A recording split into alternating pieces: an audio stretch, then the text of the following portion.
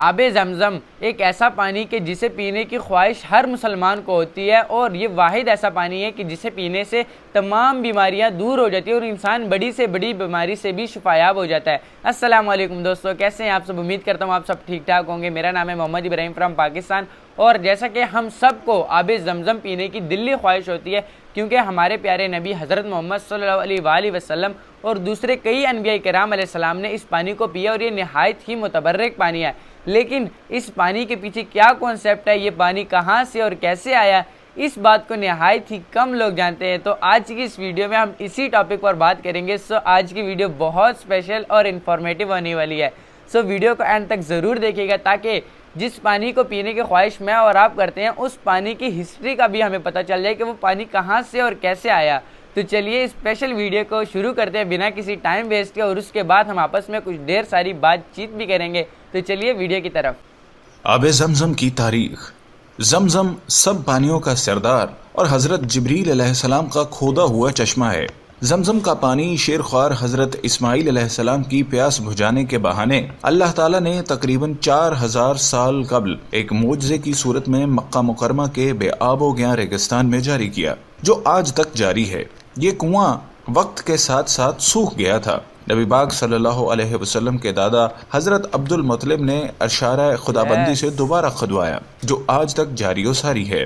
صحرائے عرب کے لقدق صحرا میں سبزے سے خالی 2 خشک پہاڑ، جہاں ایک بچہ پیاس کی شدت سے ایڑیاں رگڑ رہا تھا، ماں یہ منظر دیکھ کر ہول کھا رہی تھی۔ مشکیزے میں موجود پانی کب کا ختم ہو چکا تھا۔ صحرا کی تپتی دوپہر اور جھلساتی لو کے تھپیڑوں نے انہیں جاں بلب کر دیا تھا۔ ماں اپنے بیٹے کو بلبلاتا، سسکتا اور تڑپتا نہ دیکھ سکی، اور پانی کی تلاش میں سامنے موجود صفا کے پہاڑ پر چڑھ گئی، لیکن پانی نہ ملا، اور اس پہاڑ سے اتر کر تیزی سے دوسری جانب موجود مروہ نامی پہاڑی پر جا پہنچی۔ 3-4 چکر لگا کر ممتا کی محبت کے ہاتھوں مجبور ہو کر وہ واپس آئی۔ بیٹے کو پہلے کی طرح تڑپتا بلکتا دیکھ کر وہ واپس پلٹی۔ دوبارہ وہی چکر، پہاڑ سے اترتی اور تیزی سے دوسرے پہاڑ پر چڑھ جاتی۔ پانی کی تلاش میں وہ ان پہاڑوں کے 7 چکر لگا چکی تھی، لیکن پانی کہیں نہ ملا۔ اور پھر وہ بے قرار ماں دوڑ کر اپنے بچے کی طرف آئی، جو جاں بلب ہو چکا تھا۔ سینکڑوں ماؤں سے زیادہ اپنے بندوں سے پیار کرنے والا خدا یہ منظر دیکھ رہا تھا۔ اس نے فوراً حضرت جبرائیل علیہ السلام کو وہاں بھیجا۔ آپ علیہ السلام نے ایڑی زمیں پر ماری اور زمیں سے پانی کا چشمہ ابل پڑا۔ بظاہر آخری سانس لیتے حضرت اسماعیل علیہ السلام کی بیتاب ماں حضرت ہاجرہ علیہ السلام ابلتا پانی کا چشمہ دیکھ کر خوشی سے نہال ہو گئیں، اور پانی کے گرد منڈیر بنا دی تاکہ پانی ادھر ادھر نہ ہو جائے۔ سرور کونین حضرت محمد صلی اللہ علیہ وسلم نے فرمایا، اگر ہاجرہ اس پانی کے گرد منڈیر نہ بناتی تو آج یہ پانی ایک دریا کی شکل اختیار کر لیتا۔ اس عجیب و غریب پانی نے ماں بیٹے کو کھجور اور کھانے سے بھی بے نیاز کر دیا۔ پانی پیتے ہی پیاس کے ساتھ ساتھ بھوک کا احساس بھی مٹ گیا۔ ابھی چند دن بھی نہ گزرے تھے کہ بنو جرہم کا ایک قافلہ وہاں سے گزرا۔ دیکھا کہ مکہ کی گھاٹیوں پر پرندے اڑانے بھر رہے ہیں۔ ان کے لیے یہ منظر حیران کن اور ناقابل یقین تھا۔ اس علاقے میں تو خاک اڑتی تھی اور لو کا گزر ہوتا تھا۔ وہ حیران تھے کہ پرندے یہاں کیسے؟ عرب کے ریگستانوں میں تو صرف پرندے پانی والی جگہ پر ہی نظر آتے تھے۔ اس جستجو نے انہیں اس گھاٹی کی طرف آنے پر مجبور کر دیا۔ پانی کا چشمہ اور ایک ماں بیٹے کو دیکھ کر وہ ششدر رہ گئے۔ حضرت ہاجرہ علیہ السلام نے انہیں سارا قصہ سنایا۔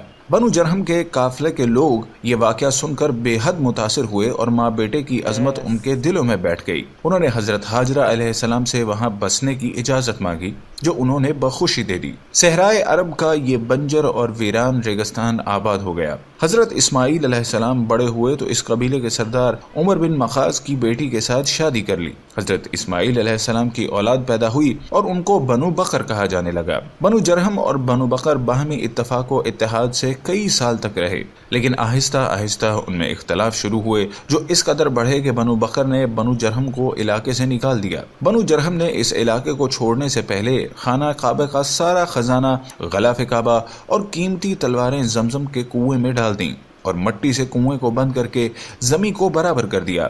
آب زمزم کے ارد گرد کا علاقہ پھر ویران ہو گیا۔ حج کے دنوں میں وہ علاقہ آباد ہوتا، لیکن اب آب زمزم کا قصہ یاد ماضی بن کر رہ گیا تھا۔ برسہ برس گزر گئے۔ 6 صدی عیسوی میں خانہ کعبہ کے نگراں مطلب بن عبداللہ انتقال کر گئے۔ عبد المطلب کو حاجیوں کے امور کا نگراں بنا دیا گیا۔ عبد المطلب حاجیوں کو پانی پلاتے تھے۔ اس مقصد کے لیے مکہ میں کئی کنویں کھودے گئے۔ حضور صلی اللہ علیہ وسلم کی ولادت سے چند سال پہلے آپ صلی اللہ علیہ وسلم کے دادا عبد المطلب کو خواب میں بشارت ہوئی۔ کوئی کہہ رہا تھا طیبہ کو کھودو۔ حضرت عبد المطلب کو معلوم نہیں تھا کہ طیبہ کیا ہے۔ اگلی رات پھر خواب آیا، کہا گیا براہ کو کھودو، مگر وہ براہ کو بھی نہیں جانتے تھے۔ تیسری رات خواب میں کہا گیا مدنوع کو کھودو، لیکن یہ بات بھی ان کی سمجھ میں نہ آئی۔ چوتھی مرتبہ خواب میں ایک شخص نظر آیا اور کہا زمزم کو کھودو۔ آپ نے پوچھا کہ زمزم کیا ہے؟ جواب ملا کہ زمزم وہ ہے جس کا پانی ختم نہ ہوگا، نہ خشک ہوگا، حاجیوں کو خطرہ سیراب کرے گا۔ نشانی اس کی یہ ہے کہ وہاں چیونٹیوں کی بہت سی بلیں ہیں اور ایک کوا زمین کریدتا رہتا ہے۔ اگلے دن صبح سویرے عبد المطلب اپنے بیٹے حارث کے ساتھ اس جگہ پہنچے اور کھدائی شروع کر دی۔ اہل قریش نے باپ بیٹے کو کھدائی سے روکا اور ان سے کہا کہ اس جگہ تو بتوں کے نام پر قربانیاں دی جاتی ہیں، یہ مقدس جگہ ہے۔ عبد المطلب نے سنی انسنی کر دی اور کھدائی جاری رکھی، مگر قریش نے باپ بیٹے کی کوئی مدد نہ کی۔ 3 دن کی انتھک محنت کے بعد آخر گوہر مقصود ہاتھ آ ہی گیا۔ عبد المطلب کھدائی کرتے اور حارث مٹی اٹھا کر باہر پھینکتے رہے۔ زمزم کا کنواں نکل آیا اور عبد المطلب کے ہاتھ بیش بہا خزانہ لگا جو بنو جرہم نے دفنا دیا تھا۔ اب قریش کی آنکھیں بھی کھل گئیں۔ وہ عبد المطلب کے پاس آئے اور کہنے لگے کنواں تو ہمارے باپ اسماعیل کا ہے، اس خزانے میں ہمارا بھی تو حصہ بنتا ہے۔ عبد المطلب نے صاف انکار کر دیا۔ قریش والے بھی ٹلنے والے نہیں تھے، انہوں نے لڑائی اور جھگڑے کی دھمکی دے دی۔ ابن اسحاق کی روایت ہے کہ معاملہ خراب ہوتا دیکھ کر عبد المطلب نے پیشکش کی معاملے کا تصفیہ کر لیا جائے۔ چنانچہ اس جھگڑے کو نپٹانے کے لیے عرب کے دستور کے مطابق کسی با علم اور دانشمند شخص پر فیصلہ چھوڑا گیا۔ اہل قریش نے کہا کہ شام میں رہنے والے قبیلہ بنو سعد کی کہنا ہی اس کا فیصلہ کر سکے گی۔ عبد المطلب نے یہ بات مان لی اور مختلف قبائل کے نمائندہ افراد کے ہمراہ شام کے لیے رخت سفر باندھ لیا۔ فاصلہ طویل تھا، راستے میں میلوں پر پھیلے صحرا سے گزرنا تھا۔ صحرا میں اکثر لوگوں کے پاس پانی ختم ہو گیا۔ پیاس کے مارے لوگوں کی جان نکلنے لگی۔ جن کے پاس چند گھونٹ پانی تھا انہوں نے دوسرے کو دینے سے انکار کر دیا۔ عبد المطلب کے ساتھی زندگی سے مایوس ہو گئے اور نوبت یہاں تک پہنچی کہ ان ساتھیوں نے کچھ قبریں بھی کھود لیں تاکہ جو پہلے مر جائیں ان کو دوسرے دفنا دیں۔ عبد المطلب سے ان کی حالت دیکھی نہ گئی۔ انہوں نے مشورہ دیا کہ بیٹھ کر موت کا انتظار کرنے کی بجائے سفر جاری رکھا جائے، شاید کوئی بستی نظر آ جائے۔ عبد المطلب کی اونٹنی پر سوار ہو کر اسے کھڑا کیا تو نیچے سے شیریں اور عمدہ پانی کا چشمہ پھوٹ پڑا۔ خوشی سے ان ناقابل فراموش لمحات میں عبد المطلب نے زور سے نعرہ لگایا، سب نے پانی پیا اور اپنے برتن بھر لیے۔ یہ ماجرا دیکھ کر تمام قبائل کے نمائندہ افراد حیران رہ گئے۔ انہوں نے کہا عبد المطلب اب ہمیں آگے جانے کی ضرورت نہیں، قدرت نے راستے میں ہی تمہارے حق میں فیصلہ کر دیا ہے، اب ہم تم سے زمزم کے مسئلے پر نہیں جھگڑیں گے۔ جس ذات نے اس بے آب و گیا ویرانے میں تمہارے لیے چشمہ جاری کیا ہے، بے شک اسی نے تمہیں زمزم عطا کیا ہے۔ اس کنویں کی عظمت تو دیکھیے۔ آب زمزم حضرت اسماعیل علیہ السلام کے لیے نکالا گیا اور اس کی وجہ ان کی والدہ بنی۔ اللہ کے حکم سے حضرت جبرائیل علیہ السلام نے یہ پانی جاری کیا۔ اس پانی کو تمام انبیاء اور نیک لوگ پیتے رہے۔ ایک مرتبہ حضور صلی اللہ علیہ وسلم آب زمزم کے کنویں پر تشریف لائے۔ آپ صلی اللہ علیہ وسلم کے لیے پانی کا ایک ڈول نکالا گیا۔ آپ صلی اللہ علیہ وسلم نے کھڑے کھڑے اس میں سے کچھ پانی نوش فرمایا، پھر اس میں کلی کر دی اور ڈول کو کنویں میں انڈیل دیا، گویا یہ پانی آپ صلی اللہ علیہ وسلم کا جھوٹا ہے۔ حضور صلی اللہ علیہ وسلم نے فرمایا آب زمزم ہر بیماری کے لیے شفا ہے۔ آب زمزم کا کنواں خانہ کعبہ کی جنوب مشرق میں تقریباً 21 میٹر کے فاصلے پر تہ خانے میں واقع ہے۔ اس کنویں کی گہرائی تقریباً 98 فٹ اور اس کے دہانے کا قطر تقریباً 3 فٹ 7 انچ تا 8 فٹ 9 انچ ہے۔